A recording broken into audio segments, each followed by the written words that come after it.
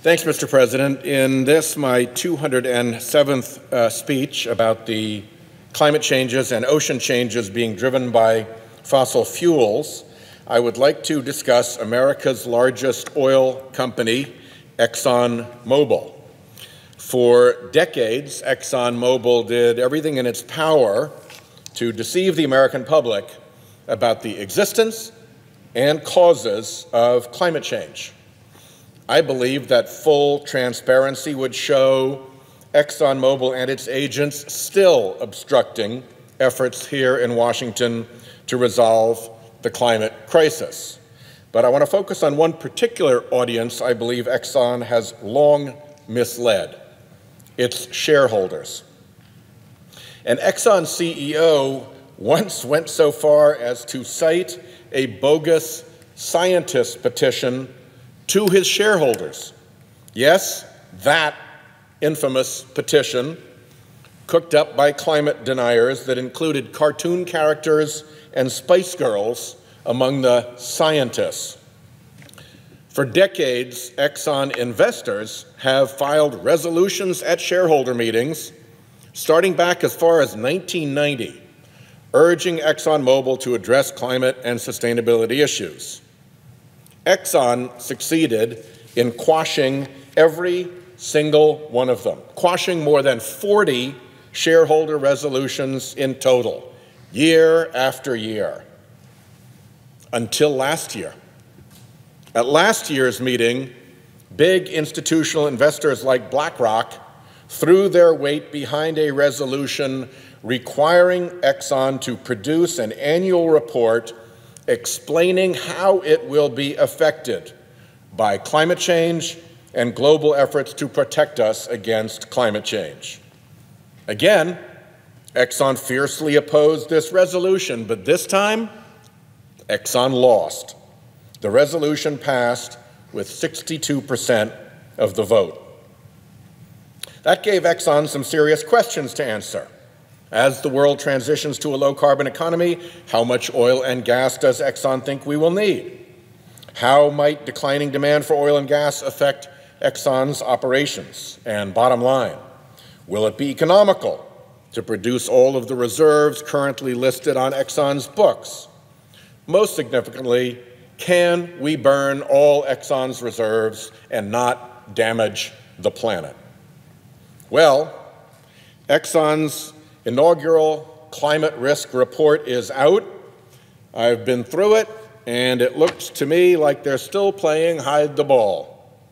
It looks to me like a report that started with the conclusion that Exxon can develop all its reserves and then back-calculated the assumptions necessary to get to that conclusion. So let's have a look. Scientists tell us that we must limit global warming to no more than 2 degrees Celsius if we are to avoid catastrophic changes to the planet we inhabit. Many believe that to keep a margin of safety, we actually need to target 1.5 degrees.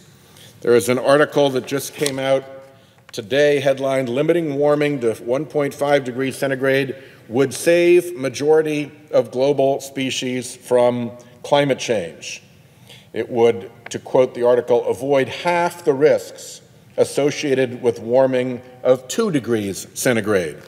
So there is a big difference in outcomes between 2 degrees of centigrade and 1.5 degrees of centigrade, and it will affect innumerable species on our planet. Well, in its report, Exxon doesn't address the 1.5 degree scenario. It goes with 2 degrees. Exxon's report goes on to say that its roughly 20 billion oil equivalent barrels of reserves, quote, face little risk from efforts to meet the 2 degrees scenario. Exxon also says it is confident about roughly 71 billion not yet proven oil equivalent barrels that it reports to its shareholders as assets. It claims that no more than 5% of these unproven resources will be rendered uneconomical by measures to protect us against climate change. So Exxon's report obviously gets to the result management wants. to tell shareholders that basically all its listed assets are recoverable. But look at the assumptions required to arrive at that conclusion beyond the 2 degrees assumption. One assumption is huge amounts of carbon capture and sequestration, what's called CCS.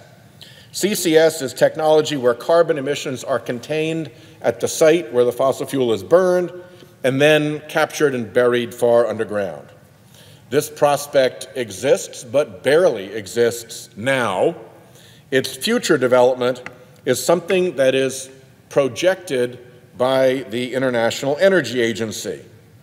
This is the projection by the International Energy Agency of the various elements that will reduce carbon pollution in the future. This top one is efficiency gains, burning less because of better insulation and so forth, because motors become more efficient. This green one, this is all the contribution to carbon reduction of renewable energy. And this bottom dark blue segment is what the International Energy Agency attributes to CCS, carbon capture and sequestration. For its report, ExxonMobil assumed deployment of CCS technology as much as 5 times greater by 2040, this year right here, 5 times greater than the IEA's projection. If you take this CCS projection of IEA and you quintuple it, you get carbon savings that exceed everything that IEA projects from efficiency and from renewables combined.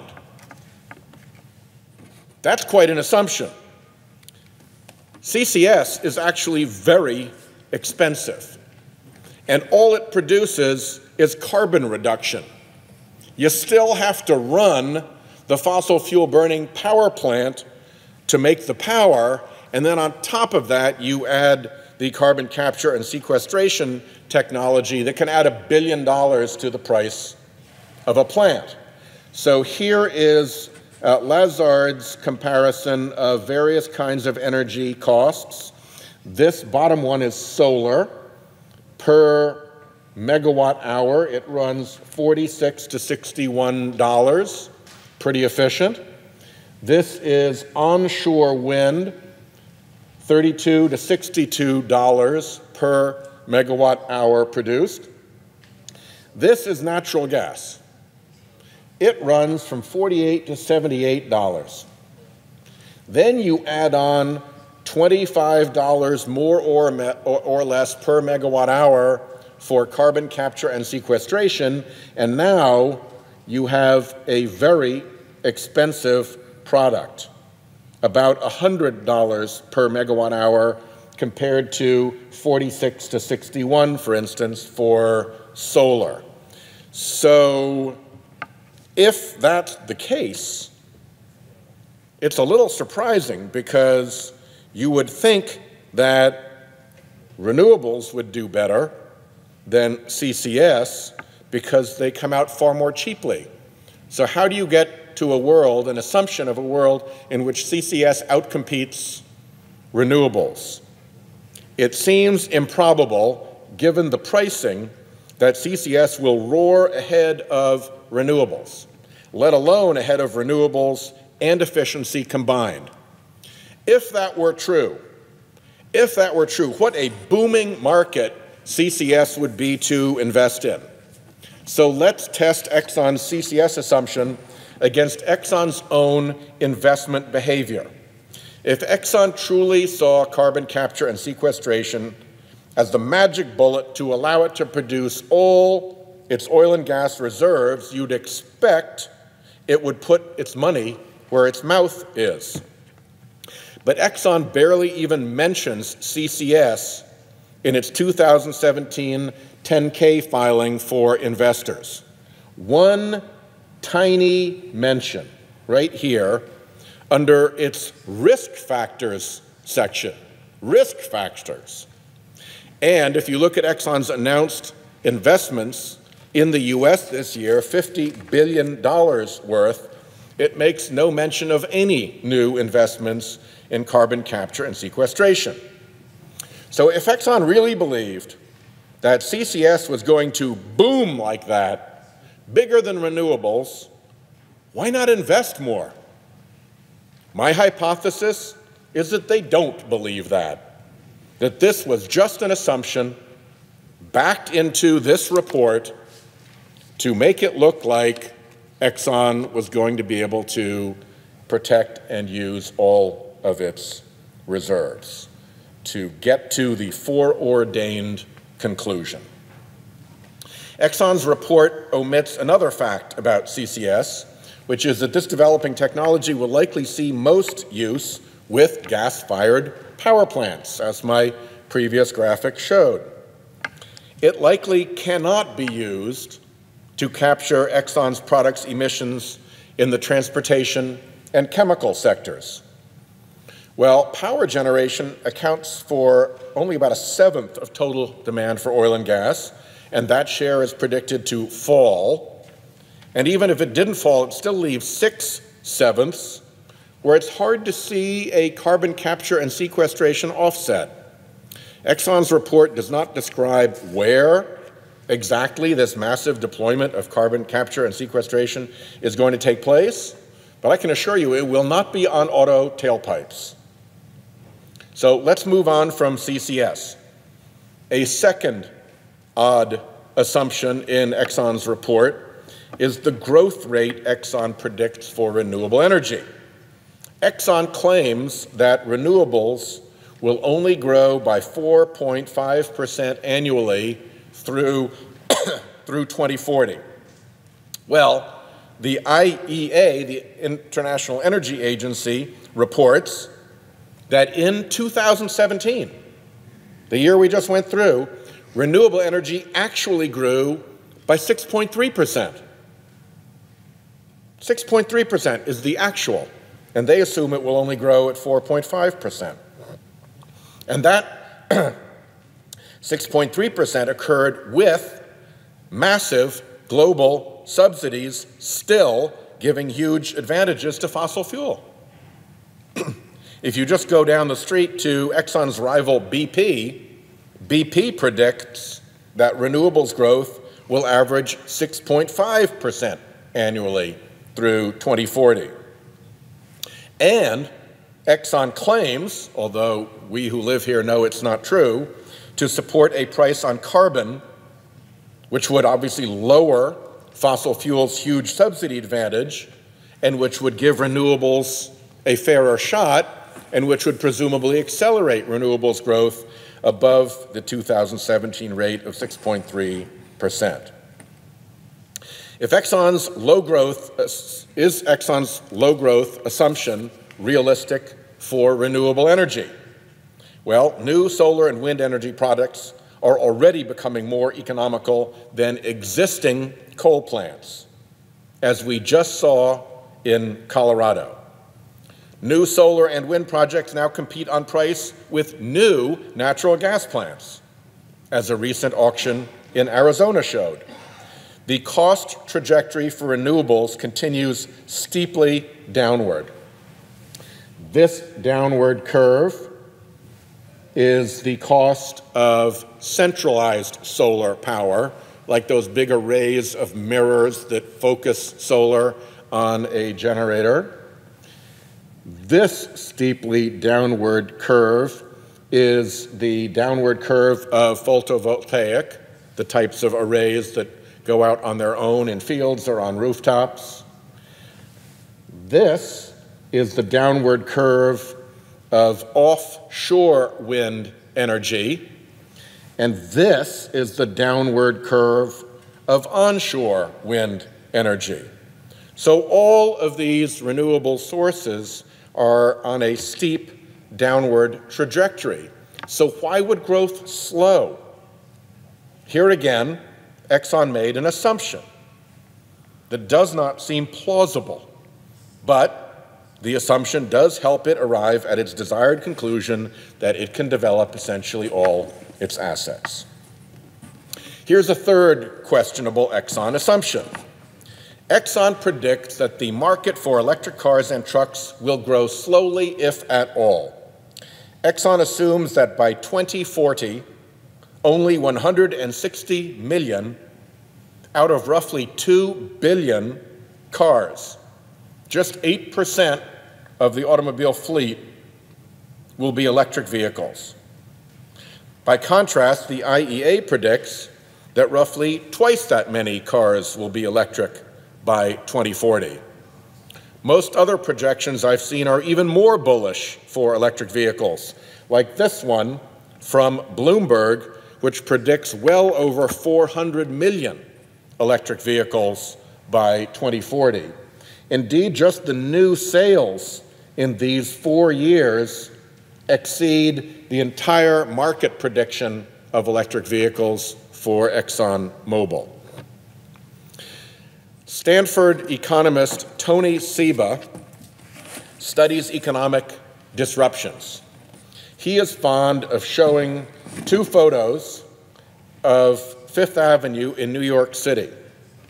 In this photo, taken in 1900, you see the parade of traffic on Fifth Avenue, and if you look, you will see that every single one of those vehicles is pulled by a horse, except one. There's one vehicle right here with an engine in it. 1900, and the entire street is filled with horse-drawn carriages with just the first vehicle, one vehicle in that street scene. Cut forward just to 1913, and the street, Fifth Avenue, is again filled with vehicles, only this time it's hard to find a horse. There's a vehicle right here that looks like it's a carriage, and there may be a horse behind this vehicle, but other than that, all the vehicles that you see are gasoline powered. In just 13 years, the automotive world, the travel world changed, illustrating Dr. Seba's point that major economic disruptions can take place in remarkably little time. Think cell phone and landline if you want a modern example. There is a lot of evidence that electric vehicles present just this sort of economic and technological disruption. Governments in major auto markets like France and the United Kingdom have announced the end of internal combustion vehicle sales by 2040. China, the world's largest car market, recently announced that by 2025, 20% of new cars sold there must run on alternative fuels, and it's on its way to an eventual total ban of the sale of gasoline and diesel-powered cars. Japan, the world's 4th largest car market, now has more electric charging stations than gas stations. India, the 5th largest car market, has announced that by 2030, all new cars sold there must be electric or hybrid. Electric cars are cheaper to build, to operate, and to repair, and they can provide supercar performance in everyday vehicles. Moving on from regular automobiles and into the commercial fleet, Exxon makes the further assumption that no commercial transportation, no buses, no trucks, will be electrified by 2040. Never mind that electric buses are already in use in China, Germany, France, the US, and many other countries. Rhode Island's public transit agency is going out to bid for electric buses right now. An American manufacturer asserts that once electric buses get 10% market share, complete transition to electric becomes inevitable. Just last year, the city of Shenzhen in China replaced its entire fleet of more than 16,000 buses with electric ones. Almost 20% of buses across China are already electric. There are now almost 400,000 electric buses on the road worldwide.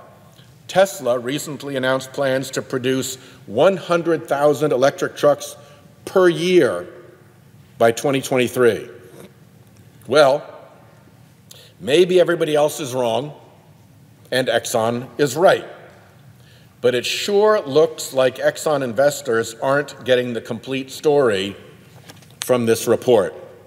It looks like they're getting the assumptions that produce the answer that Exxon wants.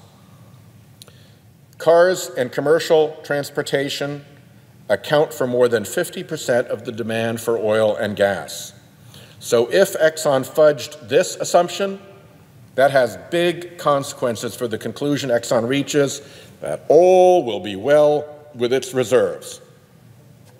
Stack up all those assumptions, that 2 degrees is the right climate threshold, that CCS will boom and even impact gasoline markets, that renewable energy growth will slow rather than accelerate, and that electric vehicles will be a bust.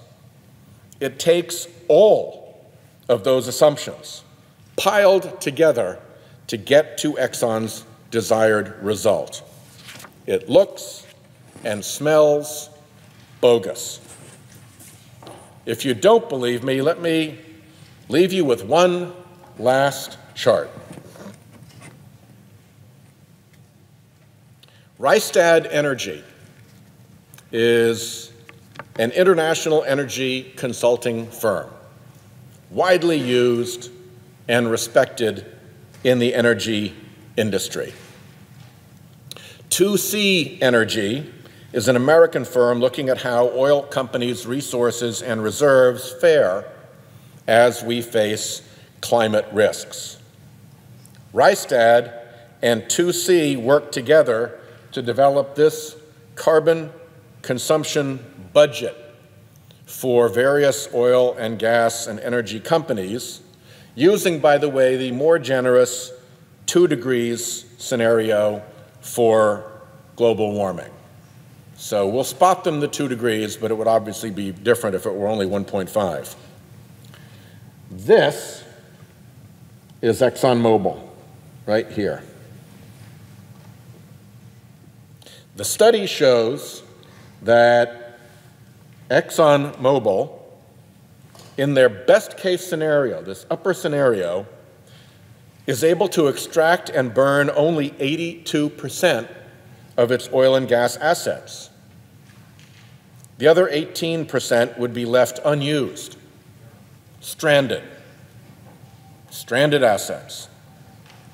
But wait, because if you look at this scenario, where methane leakage is allowed to continue from oil and gas drilling, which, by the way, is exactly what Exxon and others are encouraging Scott Pruitt to allow, and where CCS technology is not significantly deployed, then this scenario here leaves 39% of Exxon's assets stranded. 39% of all assets stranded versus what Exxon claims, which is that 5% of unproven resources might be.